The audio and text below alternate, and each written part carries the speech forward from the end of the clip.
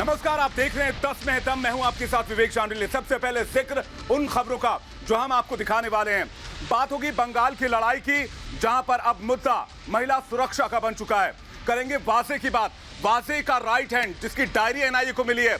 क्या लिखा है उस डायरी में, किस वसूली के बारे में जिक्र है। बात करेंगे मुख्तार अंसारी की, आखिर उसकी घर वापसी में कौन रोड़ा बन रहा है, क्या इसमें राजनीति हो रही है।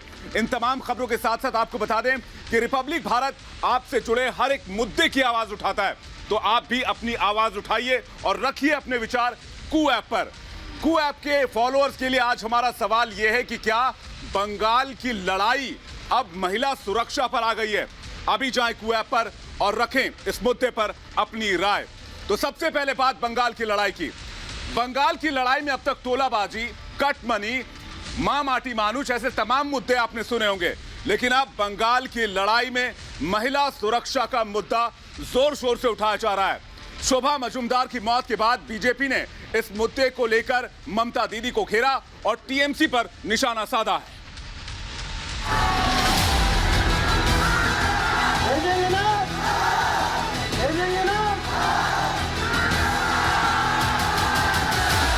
मां माटी मानुष के नाम से आई ममता ने महिलाओं का सम्मान नहीं किया है।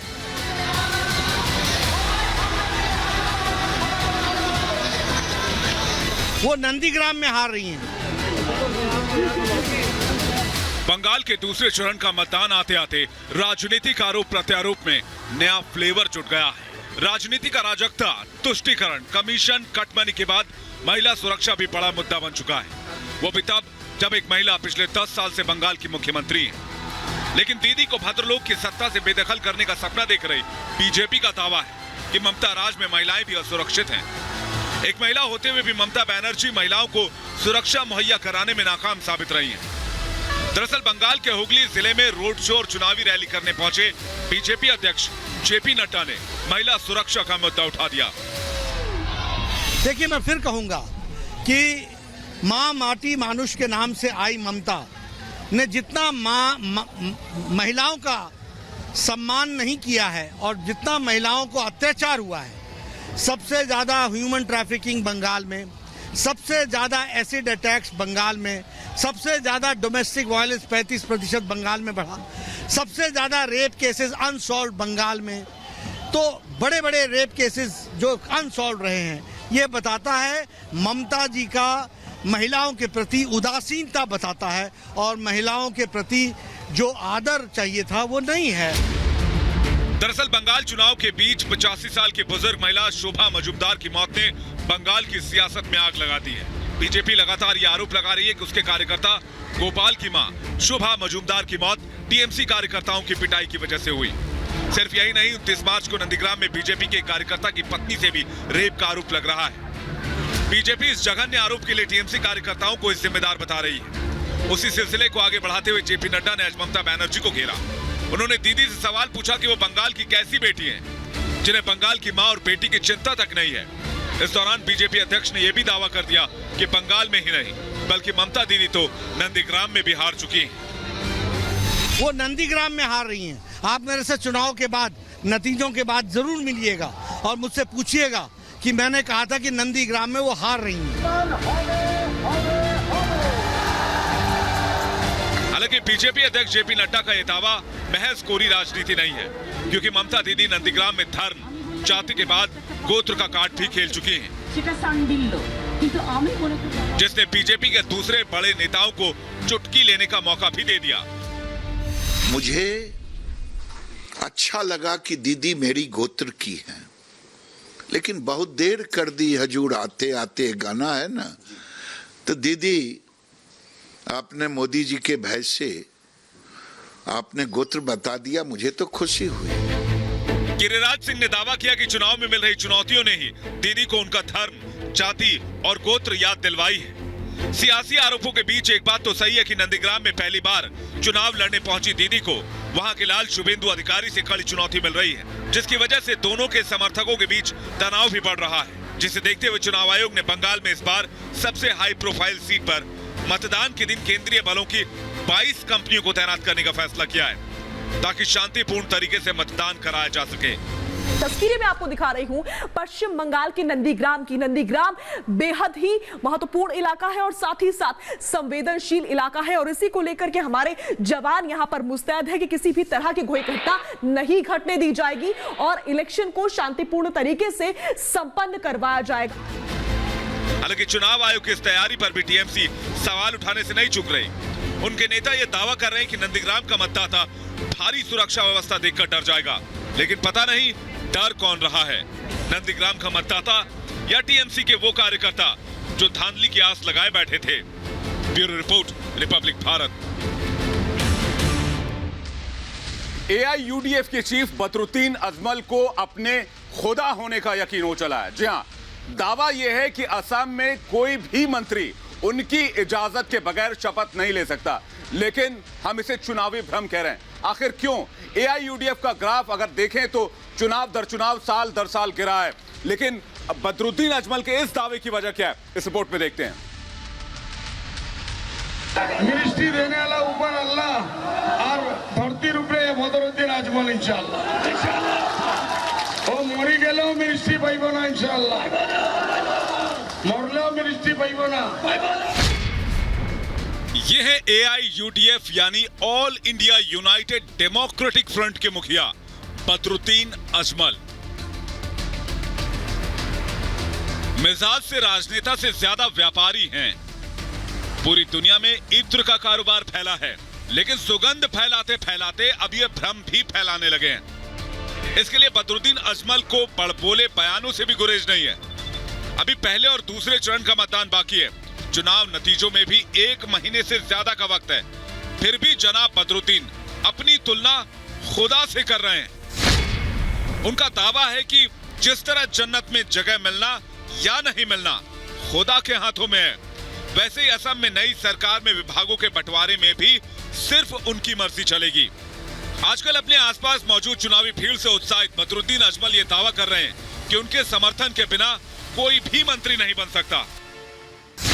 मिनिस्ट्री देने वाला ऊपर अल्लाह और भर्ती रूपे बदरुद्दीन अजमल इंशाल्लाह ओ मरी गेलो मिनिस्ट्री पाइबो ना इंशाल्लाह मरलो मिनिस्ट्री पाइबो ना।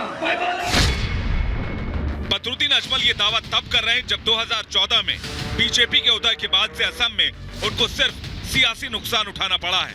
चुनाव दर चुनाव उनकी राजनीतिक हैसियत घटती रही है।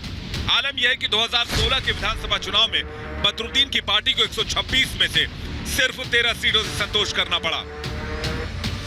2019 के लोकसभा चुनाव में बदरुद्दीन अजमल की पार्टी की राजनीतिक हैसियत बद से बदतर हो गई। इस बार अपने पास सत्ता की चाबी होने का दावा कर रहे बदरुद्दीन लोकसभा चुनाव में सिर्फ एक ही सीट जीत पाए थे, लेकिन फिर भी बदरुद्दीन अजमल ये दावा कर रहे हैं कि इस बार मंत्री तो उन्हीं की पसंद से बनेगा। दरअसल इस बार विधानसभा चुनाव में बदरुद्दीन अजमल की पार्टी एआईयूडीएफ ने कांग्रेस के साथ गठबंधन किया है, जिसकी वजह से उसके हिस्से में 21 सीटें आई हैं, जहां उसके उम्मीदवार अपनी किस्मत आजमा रहे हैं। दरअसल बदरुद्दीन अजमल को यह भरोसा हो चला है कि कांग्रेस के सहारे वो चुनावी वैतरणी पार कर लेंगे। कांग्रेस के नेतृत्व में महाजोत गठबंधन 64 सीटों पर बहुमत का आंकड़ा छू लेगा, जिसमें उनकी भी बड़ी हिस्सेदारी होगी। यही वजह रही कि असम को लगातार दूसरी बार बीजेपी के खाते में लाने में जुटे अमित शाह ने भी बदरुद्दीन पर तंज किया। मुझे बताओ, असम की पहचान बदरुद्दीन अजमल हो सकते हैं क्या? अरे जोर से बोलो, हो सकते हैं क्या? आप असम को घुसपैठियों का अड्डा बनाना चाहते हो तो सुन लो राहुल बाबा कान खोलकर, जहां तक भारतीय जनता पार्टी है असम में घुसपैठ हम नहीं होने देंगे, नहीं होने देंगे, नहीं होने। दरअसल जब से बदरुद्दीन अजमल ने चुनाव के लिए कांग्रेस से हाथ मिलाया है, तब से वो बीजेपी के बड़े नेताओं के निशाने पर हैं। कोई कह रहा है कि वो असम के लिए खतरा है, तो कोई दावा कर रहा है कि बदरुद्दीन को असम की पहचान नहीं बनने दिया जाएगा, जबकि कोई ये आरोप लगा रहा है कि कांग्रेस और एआईयूडीएफ की सरकार बनने पर असम में घुसपैठियों के लिए दरवाजा खोल दिया जाएगा। दरअसल असम में करीब 35% मुस्लिम आबादी है, जिस पर बदरुद्दीन अजमल का काफी असर है, जो इस बार गठबंधन सहयोगी के तौर पर कांग्रेस के साथ खड़े हैं। दरअसल कांग्रेस नेता और पूर्व मुख्यमंत्री तरुण गोगोई के जाने के बाद से ही कांग्रेस और एआईयूडीएफ में गठबंधन संभव हुआ, जिसकी वजह से पिछली बार की तरह इस बार मुस्लिम वोटों का बंटवारा नहीं होगा, जिसने बीजेपी के लिए मुश्किलें बढ़ा दी हैं। जो पहले से ही एनआरसी और सीए के मुद्दे पर कांग्रेस और विपक्षी दलों के निशाने पर है। यही वजह है कि कांग्रेस से ज्यादा उसके निशाने पर बदरुद्दीन अजमल हैं, जो नतीजों से 1 महीने पहले ये दावा करने लगे हैं, इस बार सरकार तो महाजोत गठबंधन की ही बनेगी। Bureau report, Republic Bharat. वाजे के राइट हैंड विनायक शिंदे ने जब एनआईए के सामने मुंह खोला तो उसने कई बड़े खुलासे किए। विनायक शिंदे के कबूलनामे के आधार पर एनआईए ने शिंदे के घर की तलाशी ली तो एक डायरी मिला। डायरी में वाजे के काले कारनामे मौजूद हैं, ऐसे कारनामे जिसके बाद एनआईए अधिकारियों के भी होश उड़ गए।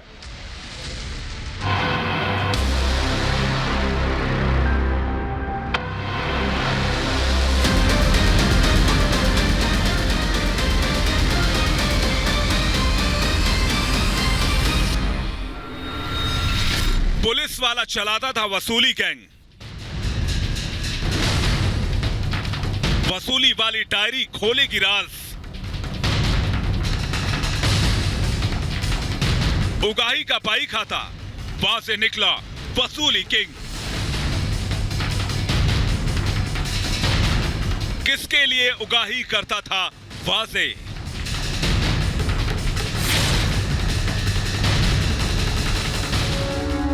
बेशक ये कहानी आपको फिल्मी लगती हो, लेकिन इसका उससे कहीं गुना ज्यादा अपराध की काली दुनिया की हकीकत से वास्ता है।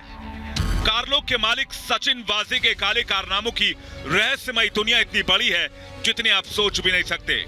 आप जानकर हैरान हो जाएंगे कि पुलिस वाला वाजे अपने गैंग के साथ पूरे मुंबई में एक संगठित वसूली रैकेट चला रहा था, और ये बातें महज हवाई नहीं है। गैंग्स ऑफ वाजे के इस खुलासे से एनआईए के अधिकारी भी चौंक गए हैं। अब आपके मन में यह सवाल होगा कि वाजे का यह वसूली सिंडिकेट काम कैसे करता था और इसका खुलासा कैसे हुआ। दरअसल विनायक शिंदे जो वाजे का अहम प्यादा था, जैसे ही ये मुंबई एटीएस से एनआईए की कस्टडी में आया, एनआईए के अधिकारियों ने इससे सख्ती से पूछताछ की। एनआईए की पूछताछ में वाजे के दाहिने हाथ कहे जाने वाला विनायक शिंदे जल्द ही टूट गया। इसके बाद विनायक शिंदे से मिली जानकारी के आधार पर एनआईए अधिकारियों ने शिंदे के घर की तलाशी ली तो अधिकारियों को एक डायरी मिली। डायरी में लिखी बातें पढ़कर अधिकारियों के होश उड़ गए। अब आप सोच रहे होंगे कि आखिर वाजे के प्यादे विनायक शिंदे की डायरी में ऐसा क्या लिखा था। तो चलिए आपको बताते हैं कि कैसे गैंग्स ऑफ वाजे वसूली के सबसे बड़े सिंडिकेट को मायानगरी में ऑपरेट करता था। दरअसल वाजे की कारगुजारियों की पोल खोलने वाली जो डायरी एनआईए को मिली है, उसके मुताबिक वाजे के कहने पर शिंदे वसूली करता था। ठाणे और नवी मुंबई के इलाकों में ये वसूली होती थी। बार, पब और रेस्टोरेंट से पैसे लिए जाते थे। करीब 30 बार और पब के नाम इस डायरी में लिखे हैं जिनसे वसूली की जाती थी। वसूली का ये पूरा खेल वाजे के इशारों पर शिंदे और उसके गुर्गे ठाणे और नवी मुंबई के इलाके में खेलते थे, और ये वसूली प्रोटेक्शन मनी के नाम पर पब, बार और रेस्टोरेंट से वसूली जाती थी। वाजे के नाम पर शिंदे करता था वसूली। ठाणे, नवी मुंबई के कई इलाकों में वसूली की जाती थी। कई बार, रेस्टोरेंट और होटल्स में वसूली होती थी। डायरी में करीब 30 ऐसे बार्स के नाम है जहां से वसूली करता था शिंदे। सूत्रों के मुताबिक शिंदे की डायरी में वसूली का पूरा हिसाब मिला है।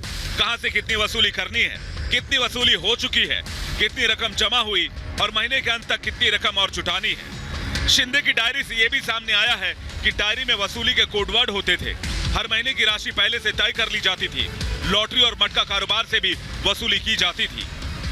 विनायक शिंदे के घर से जो डायरी मिली उसमें बहुत सारे साक्ष्य हैं जो एविडेंसेस के तौर पर है। अब एनआईए यूज़ करेगी क्योंकि देखिए उसमें मेंशन्ड है कि कितने बार्स थे, कितने पब्स थे, जिनसे सारी डिटेल्स निकाली जा सकती कि एक्सटॉर्शन कितना होता। जो परमवीर सिंह ने जो खुलासा किया था अपने लेटर बम के जरिए कि 100 करोड़ का एक्सटॉर्शन होता था, उसके सपोर्टिंग साक्ष्य ये बरामद हुए। और ये देखिए ये साक्ष्य जो तीनों केसेस हैं, चाहे एक्सटॉर्शन केस की बात करें, इंटीलिया केस की बात करें या मनसुख हिरेन मर्डर केस की बात करें, इन तीनों केसेस से इंटरलिंक्ड है। लेकिन सवाल ये कि इसमें शिंदे को क्या फायदा था। डायरी के मुताबिक विनायक शिंदे को वसूली के हिसाब से कमीशन दिया जाता था। खबर यह भी है कि पैसों के लालच में ही शिंदे मनसुख की हत्या की साजिश में शामिल हुआ। जाहिर है शिंदे की डायरी वाजे के साथ साथ कई और लोगों के लिए मुसीबत बन सकती है। लेकिन कुछ जरूरी सवाल हैं जो शिंदे की डायरी सामने आने के बाद उठने लगे हैं। सवाल नंबर 1, वाजे इतनी रकम किसके लिए जमा कर रहा था। सवाल नंबर 2, अब तक वाजे ने कितने पैसे जुटाए। सवाल नंबर 3, जुटाई गई रकम किसे किसे दिए। सवाल नंबर 4, वाजे के वसूली सिंडिकेट में कितने लोग हैं? सवाल नंबर 5, वाजे का बिग बॉस आखिर कौन है? आपको याद होगा कि शिंदे ने ही वाजे को सिम कार्ड मुहैया करवाए थे। मनसुख और एंटीलिया केस में भी शिंदे अहम किरदार है, लेकिन अब एनआईए का लक्ष्य वसूली के इस पूरे जाल का पर्दाफाश करना है, जिससे उन चेहरों को बेनकाब किया जा सके जिसके इशारों पर गैंग्स ऑफ वासे वसूली रैकेट को मुंबई में ऑपरेट कर रहा था। Bureau report, Republic Bharat. और अब बात कूऐप की। कूऐप के यूजर्स के लिए हमारा आज का सवाल यह था कि क्या बंगाल की चुनावी लड़ाई अब महिला सुरक्षा के मुद्दे पर आ गई है? लोगों ने बढ़ चढ़कर इस वोट में हिस्सा लिया। 95% लोगों ने हां में जवाब दिया है, जबकि 5% लोगों ने ना में जवाब दिया है। खास पेशकश में फिलहाल इतना ही। बने रहिए रिपब्लिक भारत के साथ। बड़ी खबरों के साथ हम फौरन लौटेंगे।